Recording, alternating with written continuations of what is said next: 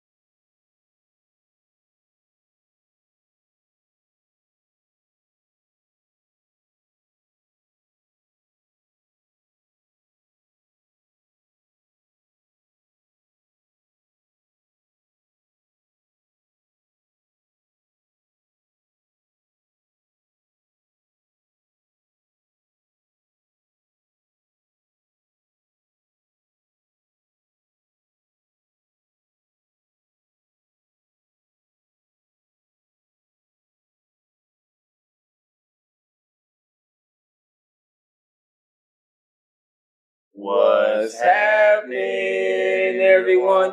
Welcome to Gameball Calls Kickoff, where the football season never ends. I'm Marcus Young Genius Jenkins. I'm Michael Riley. And I'm Luke Hartnett. Now, this week we're going to discuss the Pac-12 Conference. Now, in 2017, as a whole, the Pac-12 Conference posted a record of 84-71, sending 9 teams to the postseason. However, only one team out of that whole stack of teams won a bowl game.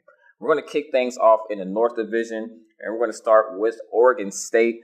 In 2017, the Oregon State Beavers went 0-9. So obviously, this is no surprise that Mike and Luke both would have them ranking finished last in the North Division. So without further ado, I mean, the obvious question is, it would have to be clear that you're not expecting much more out of Oregon State this season.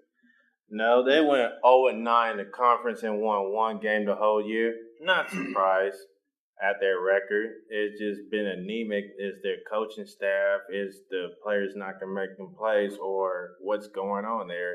It's just like the version of the University of Kansas, but at least they're in a little bit better position to where the Jayhawks is.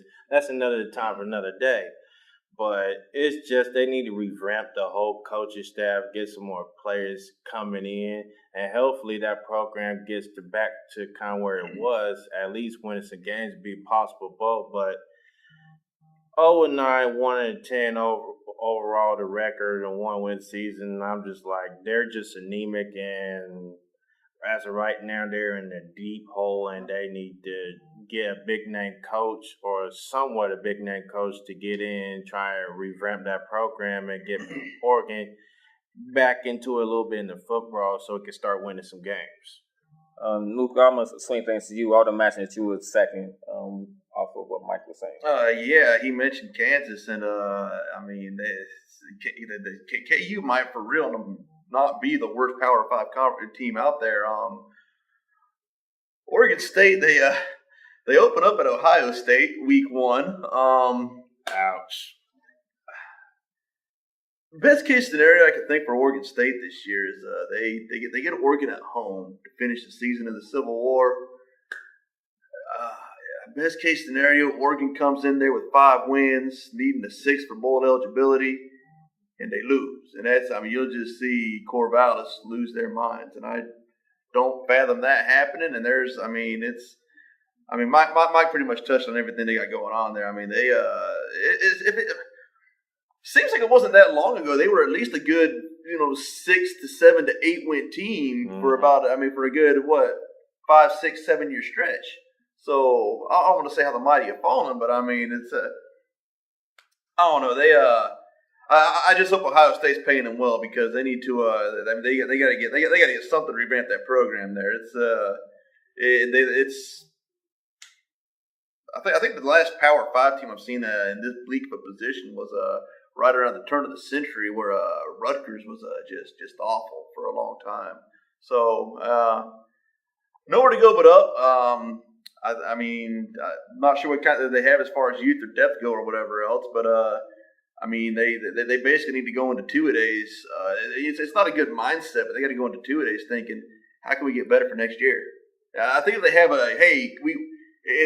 if they build for 2019 for the beginning of 2018, they might be able to lay some cornerstones out for the future. That's their best case scenario, though. But for the most part, so you guys would agree, it can only get worse before it gets better. Yeah, they're falling off a big cliff. It's just happening one step at a time, just going until they hit that edge. They're not in a stacked division either. I mean, I got Stanford and Washington kind of a cut above the rest. The next three teams kind of pick a card, any card, and then Oregon State. So I mean, it's not they don't have they got a hill to climb as opposed to a mountain, but they're they use the old cliche, making a mountain out of a hill. So.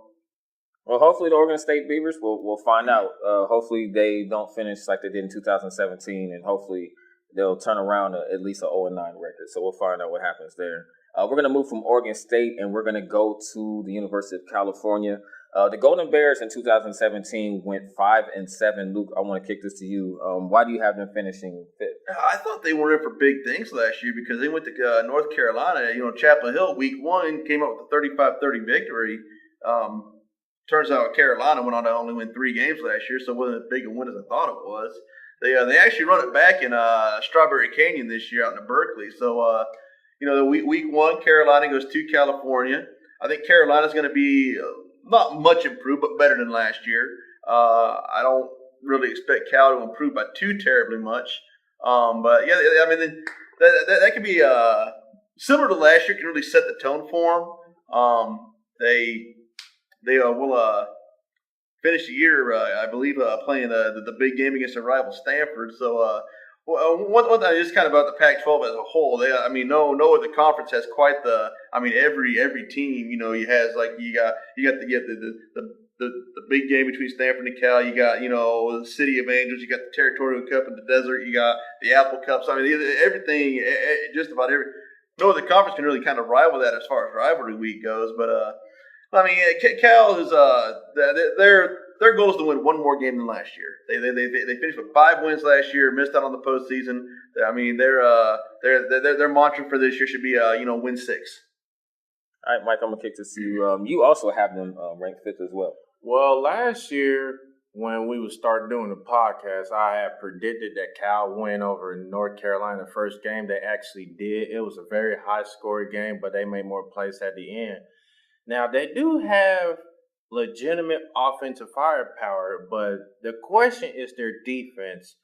And that's the only reason why they only have 5 wins, because defense didn't really finish games last year, and they could have made a bowl game with 1 or 2 more wins. They could have got a decent bowl. So they kind of have to come with a mindset, we have to fix this defense, because their offense is legit.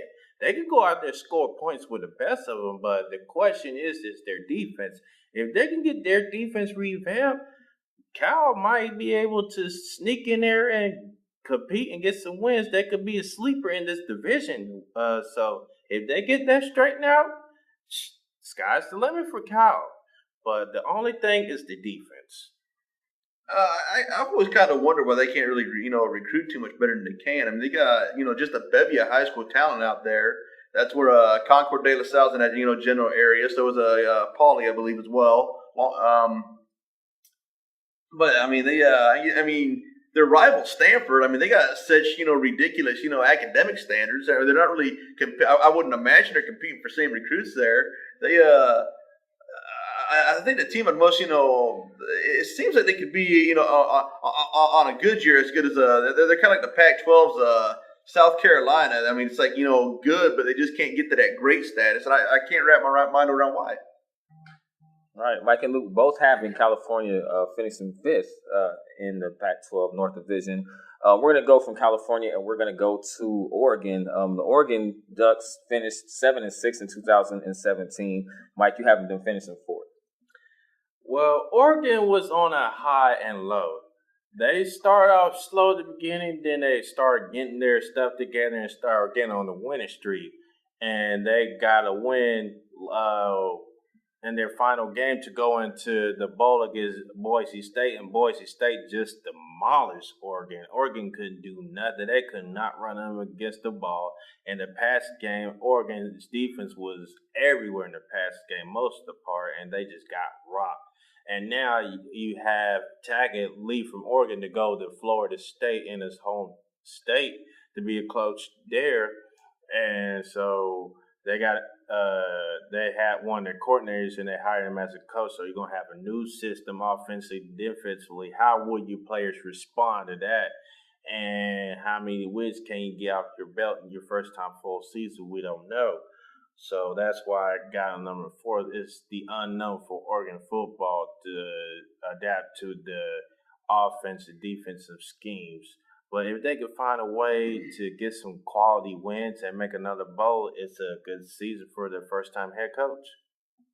All right, Luke, you actually have them finish a little bit higher. You have them finishing third in the North Division. I mean, it's kind of a pick with them in Washington State, and I basically had them winning Washington State and finishing ahead of them on a tiebreaker there. Oregon, they can make a splash in early to mid-October. They play Washington. They get them at home. Washington is at UCLA the week before that, so it'll be their second consecutive road game for the Huskies, and they might be right for the pickings there. I think UCLA with Chip Kelly coaching them is going to give Washington all they can handle. And 2 years ago they went to Oregon and won 70-21. I highly doubt that happens again this time around. So that could be the highlight of their year. But I got them ahead of Washington State, I think, to beat them head to head. All right, Oregon does. So it looks like they're set. You two would agree to kind of finish in the middle of the pack would be a safe bet for Oregon. So not at the top, but at least they're not at the bottom of the pack in the North. 3, 4, and 5 have me colorblind. All right, Oregon Ducks. We're going to move from Oregon. We're going to go to Washington State. Washington State finished with a record of 9-4 last season in 2017. Luke, you have them finishing fourth.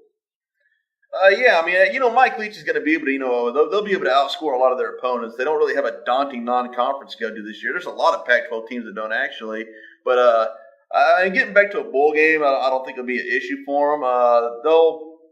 They get Washington at home in the Apple Cup, so who knows what can happen there.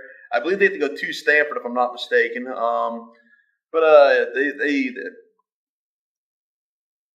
They went to the Holiday Bowl last year. There was actually a 9-3 regular season team. They was in the top 10, I think, the week before. I think they lost their last 2 games of the season, regular season, actually. I know they went to Seattle and just got absolutely curb stomped at Washington last year. So that was one of the 3 losses there. I got them finishing fourth because of the old Oregon game. They'll beat Oregon State. They'll beat Cal. They don't really play too many of the heavyweights from the South Division. Favorable schedule for them. I think third place is their ceiling, though. So I got them at fourth. Speaking of which, like you just mentioned, Mike, you actually do have them finishing third this year. Well, other than that, the quarterback loss going to the draft. Washington State is actually legitimately set to compete for this division and possibly go to the Pac-12 championship. Now, last year in their games that they lost, they only lost by a slim margin. They was close in there, but they didn't finish strong like they should. Ever since Mike Leach came back into coaching, he's finally figured out how to get an actual defense to go along with that high-powered offense, because once he was at Texas Tech way back in the day, it was just like a pass-happy offense with really no defense, but he finally figured out I got to have defense to complement my offense. Also, the running game is coming along, and we never really see that in Leach when he was coaching at Texas Tech. So finally, to go along with that pass offense, you got to be consistent with the running game, and the defense is what started playing really well until they play against Washington and a few other teams, and they have those 4 losses. So if they can find a way to get more depth at defense and keep that defense healthy and find a quarterback to take over that spot, the sky's the limit for Washington State to win this division and go to the Pac-12, possibly compete against there. All right, Washington State. Mike, you have them third. Once again, Luke has them finishing fourth. We're going to move from Washington State, and we're going to go to the Stanford Cardinal. They finished with a record of 9-5, so kind of similar record with Washington State back in 2017. Luke, we'll start with you. You have the Stanford Cardinal finishing second. They go back to Seattle to play Washington this year. They lost 44-6 there a couple of years ago. Beat them at home last year. I was really surprised, but I did not see that one coming. Washington got out to an early lead that game as well, but they're bringing back Bryce Love at the running back position there. Mm-hmm. They're the only team in the conference that really does it with defense and academics. David Shaw kind of followed the Jim Harbaugh blueprint to a T there. He's kind of put his own, he's been there long enough to put his own stamp on everything. Everything's, everyone's his recruits, for lack of a better term. Has been for a while now, but no, I like what Shaw's doing there. They do have slim pickings for recruits because of the academics. They're always solid on the defensive side of the ball. They're one of the – we're seeing fewer and fewer teams, especially at the Power 5 level, play the pro-style offense, but they'll give it to their kid, they'll give it to their horse, 25, 30 times a game if they have to. And, Bryce Love, he could be right where Christian McCaffrey was a few years ago in the Heisman race. Mike, you also have them finish second. Why do you have them finishing close to the top of the pack? Well, they got most of their players coming back, and a lot of people thought that Bryce Love was going to go to the draft, but when he decided to come back, that is a huge booster for their offense. He's basically their offense. My concern with the Stanford offense is at the quarterback spot. If they can find a quarterback consistency in the passing game, give the ball to his players, that offense will be at another higher level to go along with the running game.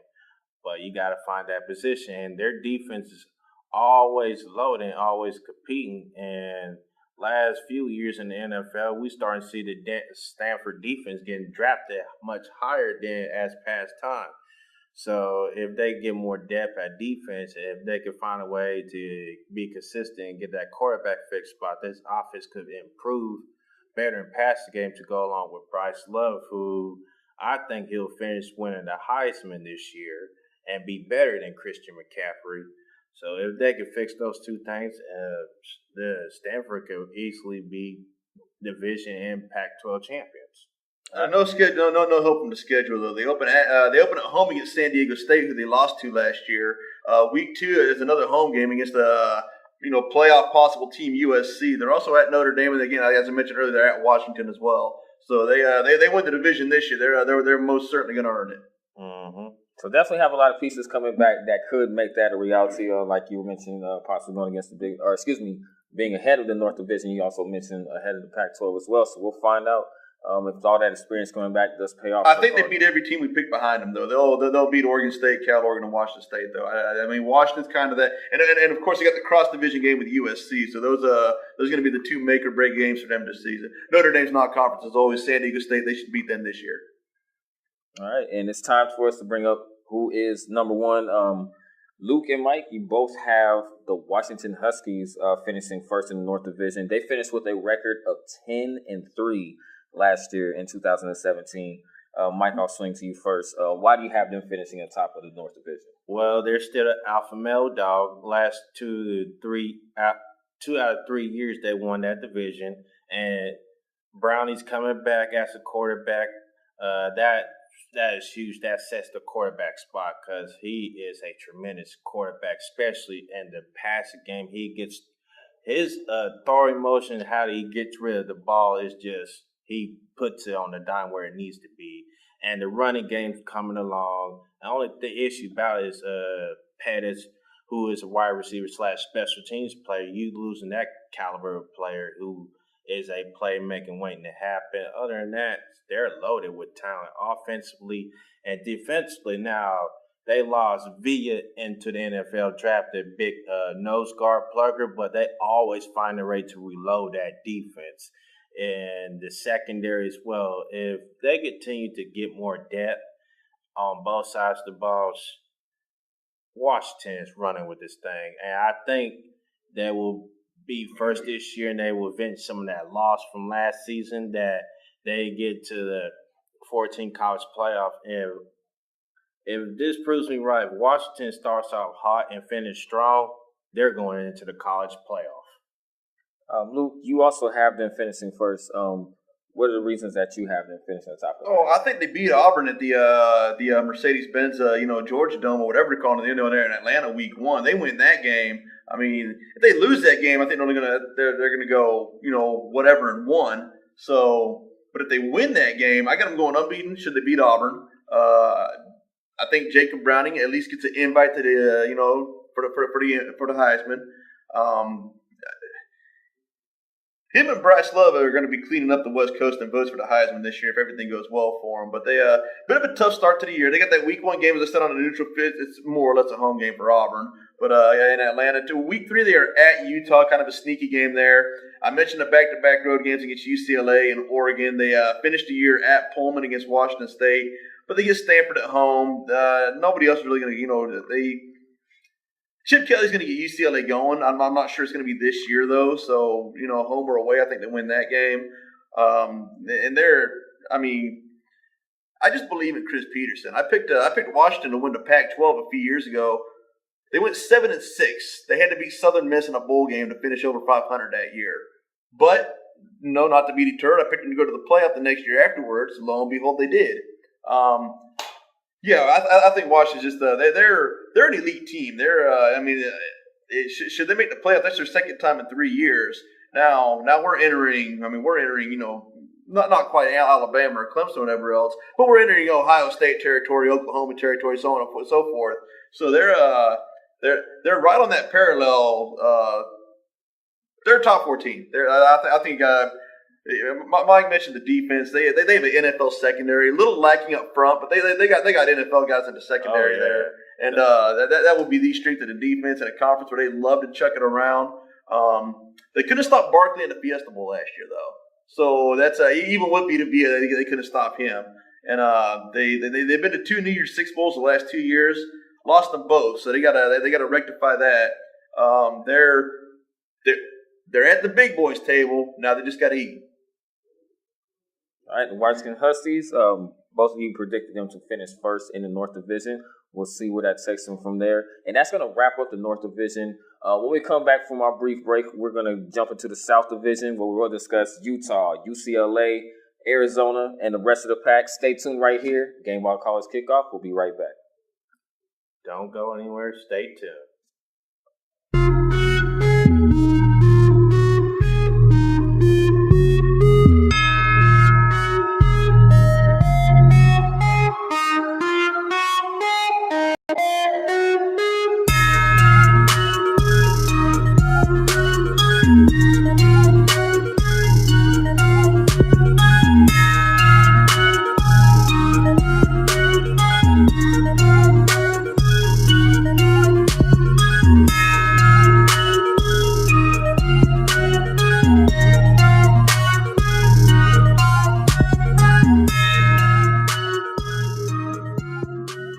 What's happening, everyone? Welcome back to Gameball College Kickoff, where the football season never ends. Once again, I'm Marcus Young Genius Jenkins. I'm Michael Riley. And I'm Luke Hartnett. And we're going to transition now from the North Division of the Pac-12. We're going to jump to the South Division. The Dirty South. We're going to kick things off this time. We're going to start with the Colorado Buffaloes. They posted a record of 5-7 back in 2017. Luke, this time we're going to start with you. You have the Buffaloes finishing 5th in the South Division. Why do you have them finishing? I found it kind of hard to believe they won that division just 2 years ago. And, as time has passed, I'm finding it's almost even more unbelievable now. They were a very senior-laden team a few years ago. Got a great coaching job. They a lot of breaks in the schedule there. They somehow were able to finagle a road win at Stanford that year. I believe it hit a 10-5 final score. But kind of came back to reality. They opened the year, as always, Rocky Mountain Shootout against CSU Rams, Colorado State. So I try to never miss that game when I can. It's going to be on a Friday night. Like I said, a couple of years ago aside, they just They just don't seem to be getting the same kind of athletes that they were getting when they were in the Big 12. Very, very, very similar to when Nebraska left. That's why I think now Missouri, they won the SEC East their first 2 years in there with Big 12 players, kind of fell off the mat. They're actually they're quietly back on the rise, Missouri is. And then Texas A&M, that was just like a gold mine, them going to the SEC. But enough about them. Colorado and Nebraska just which by the way is the Week 2 matchup. Colorado was at Nebraska. So they're really looking forward to that rivalry renewed. So that's not an easy 2-game stretch to start the year. They play Colorado State, I believe, at Denver at Sports Authority Mile High, and then they're at Nebraska the week after that. Then you look at the teams just in their division there. I mean, I believe they play from the North Division. They play Washington, so they're not getting any favors there. But I mean, we know who Utah is. We know who USC is. We think we know who UCLA is going to be in due time. So they just it's kind of a shame to compare them to Oregon State because I got them both finished in 6th in the division when they're so much better than I think Colorado can finish as high as 3rd in the North, but they're not getting any favors that way, and they just got an uphill to climb. Not a big hill though. I mean, 2019 they could be right back where they were a few years ago. Mike, you actually see things just slightly differently. You actually have them finishing 6th, and that's last in that division. Why do you have them finishing at the bottom? A couple years ago, there was a hot team nobody expected to win, and they played in the Pac-12 championship and got ramrodded by Washington. Ever since then, they couldn't really recover, and they lost some players on the defensive side due to the NFL draft, and a little bit same thing but less this season. And they got to a little rocky start, and the schedule's not doing them no favors, and they should have won some games that they should have won, but end up losing, and that's what kind of cost them a bowl game. At the last second of the half, they didn't finish strong, and they didn't win the games. Now, offensively, you got to come back strong. Defensively, you got to really come back strong, and both of those aspects there has to finish out and win games. If Colorado can find a way to have more depth on both sides of the ball, especially their secondary, they could be in it and possibly get back to the bowl game. But you got to go back to the drawing board and figure out what you did a couple years ago got you in that Pac-12 championship and try it for this year. If they can do that, then they can finish second or possibly first in that division playing for the Pac-12 championship. So it's going to be a hard road for Colorado, but they have to find a way to get some quality wins and get back on track. I do have a question for both of you. You have fifth. You haven't finished 5th, and you haven't finished 6th. Do you think, based off the potential, that they could end up finishing a little bit higher than where they're at? I'm just looking at the rest of the teams in that division there. I mean, we'll just go over the coaches. You got Herm Edwards, you got Chip Kelly, you got Kevin Sumlin coming into Arizona now. Mm-hmm. We know what Kyle Whittingham's going to do at Utah. USC, it really doesn't matter who's coaching them; they're always going to win. It seems like. So, I mean, it's just that alone makes it just a very, very hard to fathom challenge for them. And you got to play it by ear. That is a stacked deck of coaches. Well, it seems like things aren't going to be any easier for Colorado. Like you said, this division is clearly a lot more stacked than the North Division. Easy to say. We're going to go from Colorado. We're going to jump to UCLA, where the Bruins in 2017 finished with a record of 6-7. Mike, you have them finishing 5th in the division. Why do you have them finishing that low? Well, they got to a little bit of a hot start last season, especially with the double overtime win against Texas A&M last year.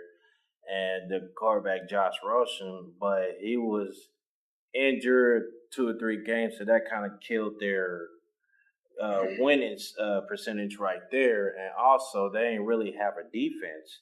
So, and plus, they got rid of the coaching staff. I forgot his name. Then you hired Chip Kelly to be a coach there. I think it'll take him like a year or 2 to revamp. You're thinking of Jim Moore. Yeah, Jim Moore Jr.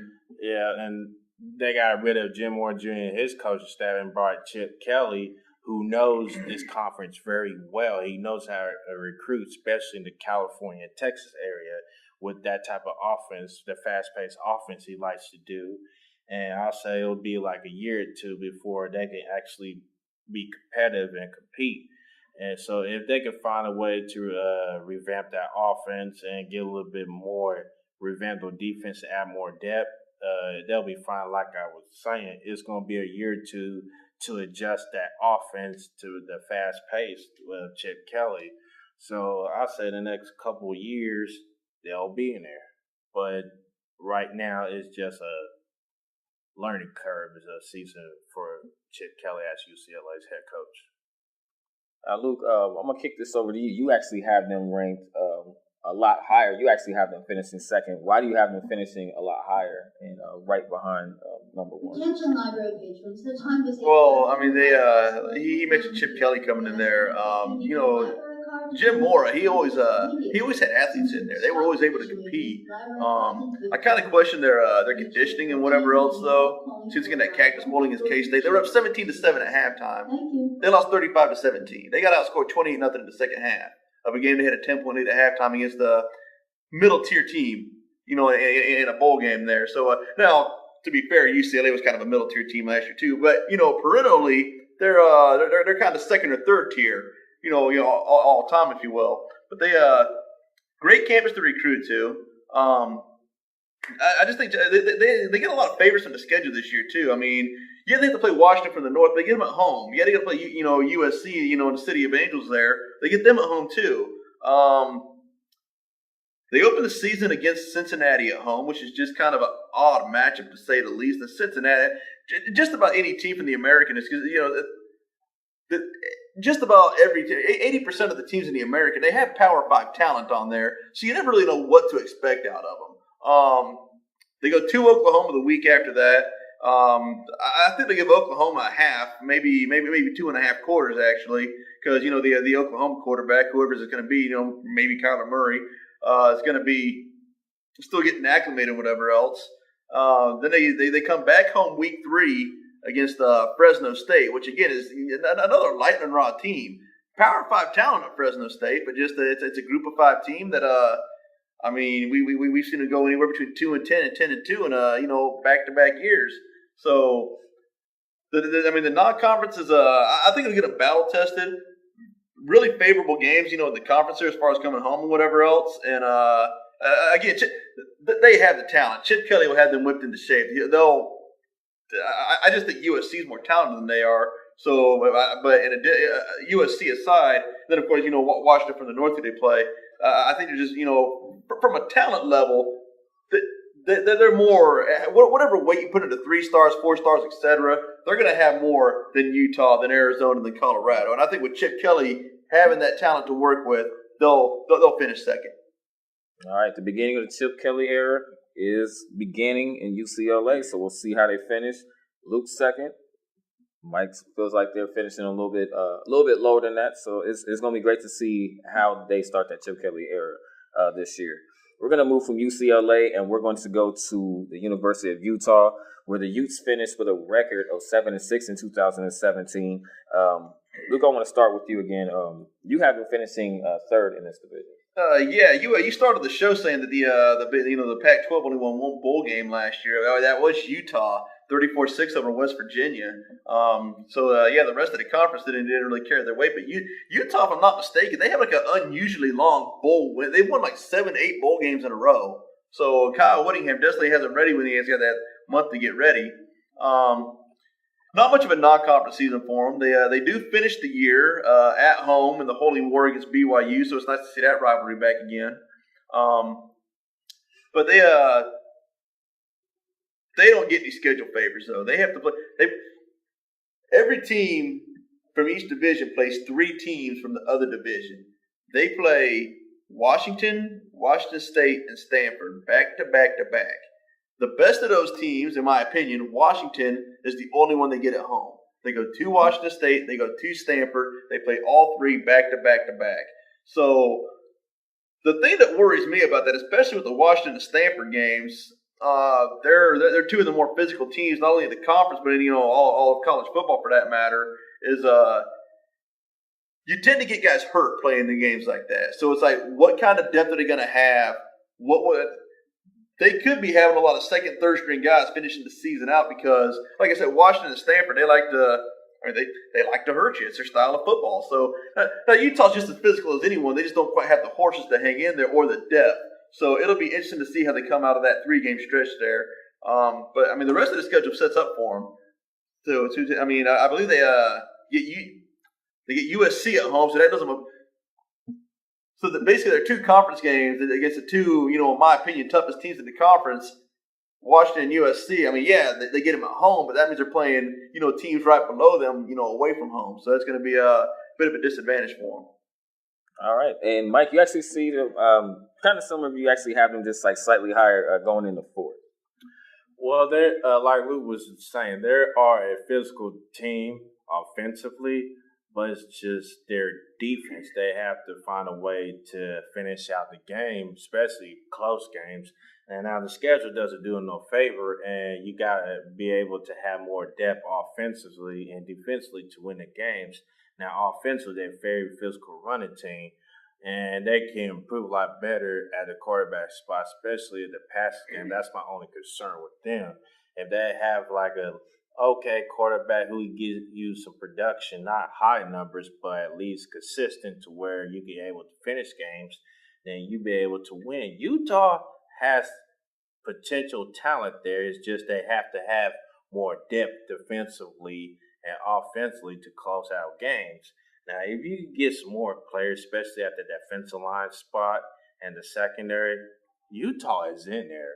And offensively, they like to wear you out, run you down with a running game. But it comes to the time to where offensively you have to open up the playbook more and mix it with some of the pass. And if you do that, you'll be able to wear down teams more. I know there's not their ammo, but if you add a little bit more of the passing game with that running game offensively, you can win more games here and there. Utah predicted to finish basically in the middle of the pack in the South Division. We'll see how they finish out this season. We're going to go from Utah to Arizona, where the Wildcats finished with a record of 5-7 back in 2017.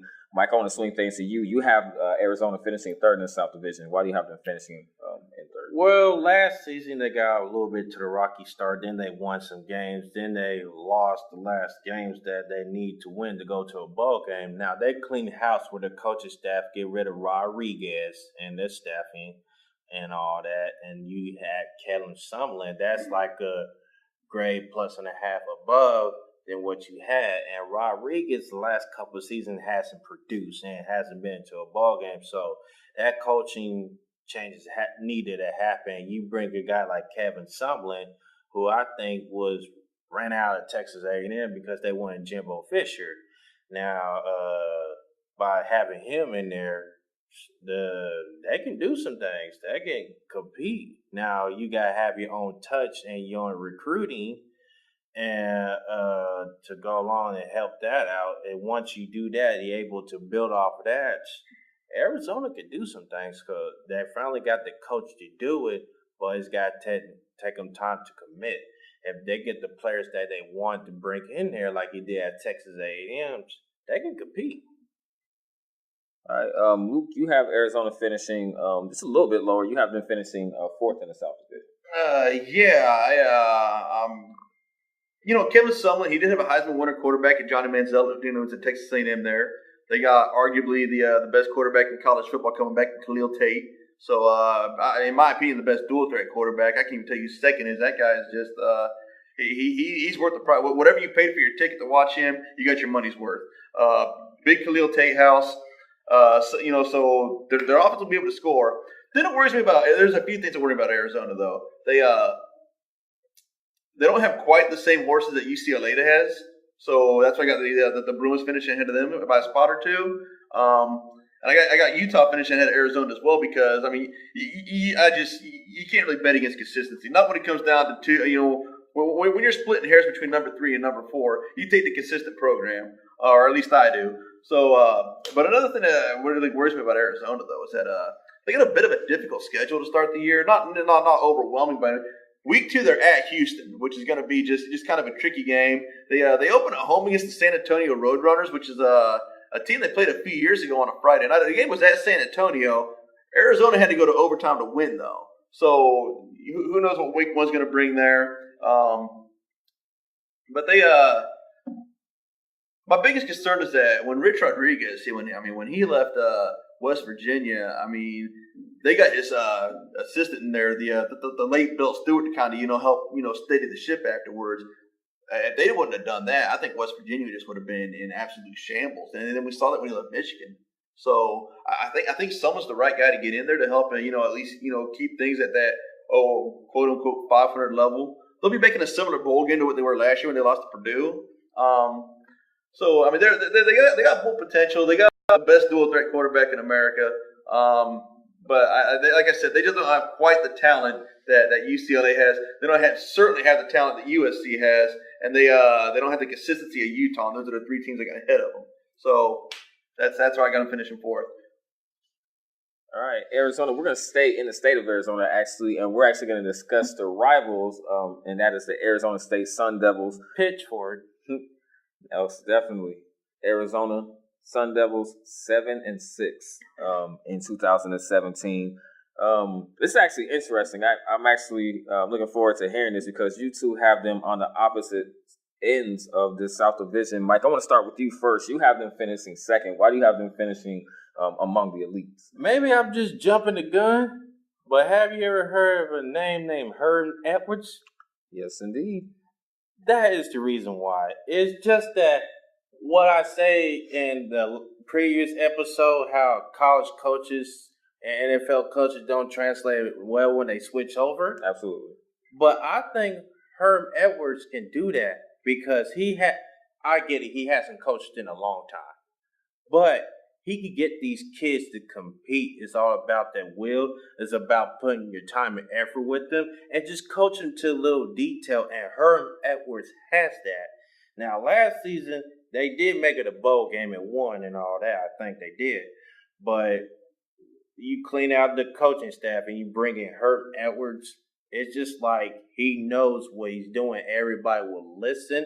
I think they'll compete hard. And I think with him talking and saying what he needs to say and going to recruits' house, especially their parents' home, to talk to them because he has that old school mentality, that triple OG old school status.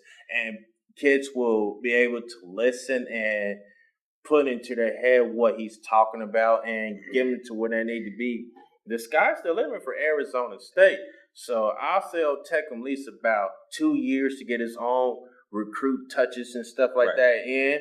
And once that happens, Arizona State can be able to compete and possibly win the Pac-12 conference. So just give it some time, and I believe in Herm Edwards will change the program of Arizona State.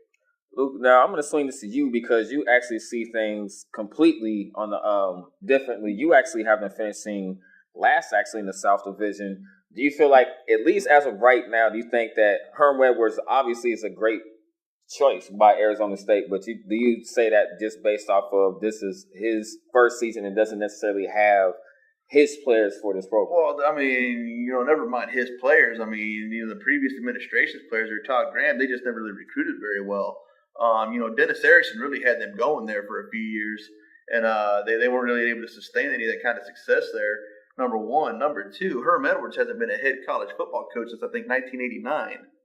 So it's one of those things where you just have to see it to believe it, I guess. I can fancy them finishing ahead of Colorado. I believe they go to Arizona in the Territorial Cup at the end of the year, which would be a bit of a challenge for them. Possible the winner of that game finishes fourth. But, Herm Edwards is seems like I don't call it a desperation hire. I'm not saying I don't think Herm Edwards can coach college football. I'm just not sure he's the right fit at Arizona State. That just seems it's like trying to figure out a Rubik's Cube, and you get all of that one side of the same color except for that one upper right-hand corner. You're trying to get all white. You got that one green, and it just something that doesn't really fit right on the Rubik's Cube there. I've been wrong on this before. I thought Mangina was a horrible hire when KU got him. So I have definitely ate crow on before in the past. Like I couldn't have been more on base with that one. Maybe I am this time too. But I just one thing I think we can all agree on, it's going to be very interesting to see what Arizona State does during the Herm Edwards there. They got a week 2 home game, a late kickoff against Michigan State. That could be a real tone setter game for them. They don't necessarily have to win that game. I know they would like to, but if they can at least compete, maybe keep within the score. What I'm trying to say is that they can't let Michigan State come into the desert and just shatter their confidence. They have to compete, have a chance to win in the fourth quarter. Otherwise, it can be very detrimental to them for the rest of the season. They could be, hey, who's this guy? What have we got ourselves into? So on and so. But if they give Michigan State, 3.5 quarters, possibly pull the upset, then they're off and running. One question I do want to ask you is this, Luke. You mentioned that he hasn't coached college football. You said since 1989. I believe 88 or 89. I believe I heard. Now, one question I do want to ask you is, even though he hasn't coached at least at the collegiate level in that long a period of time, would you think that to a certain degree, though, if someone knows the game, that does have to kind of go some way, though? Oh, we all know he knows X's and O's. You don't just forget how to coach. But what's going to be really interesting for me is who are the coordinators, who are the position coaches, who are his scouts, how are they doing their recruiting there? How easy or difficult is it to recruit for Arizona State or for Herm Edwards and in general for anywhere that he's coaching at? So, at the pro, he was a good coach at the pro level because for the most part it's about the playbook and whatever. You need your players, you need your position coordinators, whatever else there. But there's not those moving parts. You're not losing seniors in graduation and transfers. You're not recruiting 15, 16-year-olds who sadly for a lot of them are going to be the best football player their entire life at that age. And you're hoping they keep blossoming. They don't. So there's just a lot of moving parts there. It's get your popcorn. The Arizona State era of Herm Edwards is going to be, and he's always good for a soundbite. So I'll be keeping my ears open for every presser he has. Quote, you don't play the game just to play. You play to win the game. All right, Herm Edwards' first season as head coach at Arizona State. This is definitely going to be one to look out for, just like Chip Kelly in his debut at UCLA. Man. The South Division is stacked. If he could get it going, this could be – the next couple of years, this could be legitimate Arizona State good team since Pat Tillman and them days in the era back in the early 2009, something like that. Nothing good happens after midnight, and don't press send. All right, we're always good for a quote. I love Herm. I really do. All right, we're going to jump from Herm Edwards in Arizona State, and we're going to jump to not really a surprise here. Both of you have them finishing first in the South Division, and that is none other than the USC Trojans, who also, by the way, for those who obviously follow college football, they won the South Division a year ago. In 2017, they did finish with a record of 11-3. Luke, I want to start with you. Why do you have them finishing at the top? They're the best team in the conference pound for pound. If I'm not mistaken, they played Stanford in the Pac-12 Chapter. I believe USC won the game. They were in the Cotton Bowl against Ohio State. Yeah. And whereas Stanford was in a non-New Year's Six bowl. So they lost Sam Darnold, but they're so deep at the skill positions and across the line. That's the one thing USC has been able to do better than any other team in the conference, and really, they're a perennial top 10 team year in and year out for the most part because they get that you win in the trenches. They got, you look at the last, forget all time, just look at the last, 5, 10, 15 years. NFL offensive linemen, NFL defensive linemen, they understand you have to win up front. Except for the quarterback. But they got great linemen on both sides of the ball. Whether they got big time receivers or running backs coming back, is kind of irrelevant because they either got big time playmakers coming back or they got big time playmakers coming in. We just don't know their names yet. So it's either one or the other for them. They're a bit of a tough schedule to start. Week 2 they are at Stanford. Week 3 they are at Texas, which should be. They needed overtime. They needed a game-saving. Texas should have won the game in regulation. They were lucky to get the overtime, and then they were, of course, able to win as well. But now Texas had that game locked up. They couldn't get a fourth down stop late in the fourth there. So they finished the year at home against Notre Dame. There could be a lot on the line for both teams going into that one. They do not play Washington in the regular season. I can't emphasize that. They were at Utah, I think, in mid to late October. Kind of a tricky game. They're at UCLA as well. So they finished the year at UCLA, then at home to Notre Dame. They got that 2-week stretch with Stanford and Texas on the road. There's definitely a lot of potholes for them. All right, Mike, and obviously you have them finishing first. What are your reasons for them finishing the top? Well, it's just that, like he was saying, USC is always loaded. They always get recruits in, especially in the state of California, the tradition. Even their down days where they was on probation and all that stuff with the Reggie Bush situation, they would still get big players to come in. It's just that tradition and how that school was built up on. You had O.J. Simpson, Lynn Swann, Willie McGinnis, Carson Palmer, Reggie Bush, and John Wayne played football at USC. That's a true story. Exactly. Clay Matthews, Cushing, and the names just go on and on. It's all about that tradition of USC. Now, from my point of view, it's all about the quarterback spot offensively, whoever they bring in. If they can find a way to be consistent and not turn the ball over, they'll be able to win a lot more games than they did last season, because when Sam Darnold was a quarterback, he was a turnover problem machine. He was just chucking it up there, and when that game's on the line, instead of throwing some check down plays, he'd throw into double coverage or tight coverage, and the ball was getting picked off. Yeah, when you got receivers as good as USC does, I can't really blame them for taking chances. So you got to get them the ball, at least try to. I know, but if you have to run the 2-minute offense to win the game correctly, you can't just chunk it up in one play and try to get it all. Just be consistent, take time off the clock from the other team, and be smart. So that's I think that's his downfall. But other than that, and another downfall was the offensive line could not stay healthy. I mean, Sam Darnold was able to have to run for his life in a pocket in the pass game. So the offensive line can stay healthy. They got a full year under their belt. They gel and communicate well. The sky's the limit for the USC offense. Now, their defense, they was dealing with some injuries too. So if their defense can find a way to stay healthy, USC can find themselves in the college football playoff. The thing that worries me about the Pac-12 in general is they did not really schedule very. We mentioned Washington at Auburn week 1. We mentioned USC at I believe so we're Washington Auburn on a neutral field. USC at Texas week 3, whatever else. UCLA goes to Oklahoma week 2, but for the most part, the conference did not schedule very well. What they are really hoping for, Pac-12 officials, they've got to be just begging and praying that Washington and USC meet with the playoff on the line. Other one, because it's they seem to be kind of the forgotten Power 5 conference when it comes to the playoff or whatever else. Didn't qualify last year. Washington it did their best to hang with Alabama a few years before, but Pac-12 officials have to be hoping that Washington and USC are playing for a spot in the playoff, because they did not schedule very well non-conference as a whole. If they would schedule better, things would look better for USC. So the officials got to learn how to schedule better, and that's my take on it. Let's say USC goes into the game with 2, 3, 4 losses because they got a couple of tough non-conference games. Should Washington lose to Auburn, even if they win out, even if they beat USC in the Pac-12 championship game, or even worse, play somebody other than USC in the Pac-12 championship game, they still might not get in because they blew their one chance. Mm-hmm.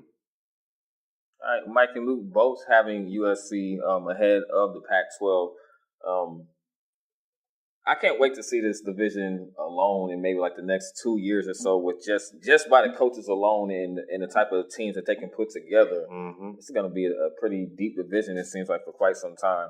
That's actually going to wrap up the Pac-12 conference. One last question that I want to ask you both also very quickly is, do you think that the Pac-12 will produce 9 teams like they did last season to go into bowl games?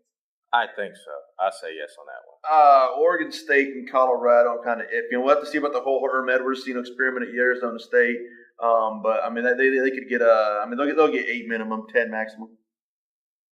And then also, do you think that they'll have more than one team actually win a bowl game? Also, the law of averages says so. We'll have to see. That's all I gotta say. We'll have to see. All right, and that's gonna do it for this edition of Gameball College Kickoff. Social media, you can follow us on Facebook, Gameball College Kickoff / Gameball NFL ENDZONE. Email, send us a fan mail wherever, gck.gnflleague@gmail.com. Twitter, follow me all capitals, Gameball _ Mike NYKE. You can also follow official page at GCK _ GNFLE. Same thing with Instagram. And our clothing line, cop your gear at tokendesigns.topeka.com/gameball. That's tokendesigns.topeka.com/gameball. Like, subscribe, hit that subscribe button. Where is that? On the YouTube channel, gck.gnfle TV. I'm going to send it off with Marcus. And of course, always thanks to all of you out there that's been continuing to support us over these last couple of years. Obviously, we cannot do this without you guys, so we just continue to ask for your support. Well, like he said, cop that merchandise. Also, shout out to all of our sponsors as well. You can find me on Twitter and also on Instagram at JovelENT, and you can also find me on Facebook under Marcus JovelENT Jenkins. Find me on Facebook and Instagram at Luke Hartnett. That is HARTNETT. And find me on Twitter at Luke Hartnett2. That's 2. Attention library. All right, thank you everyone for tuning in to Gameball Cards Kickoff. We'll see you next week. Peace and love. We are out.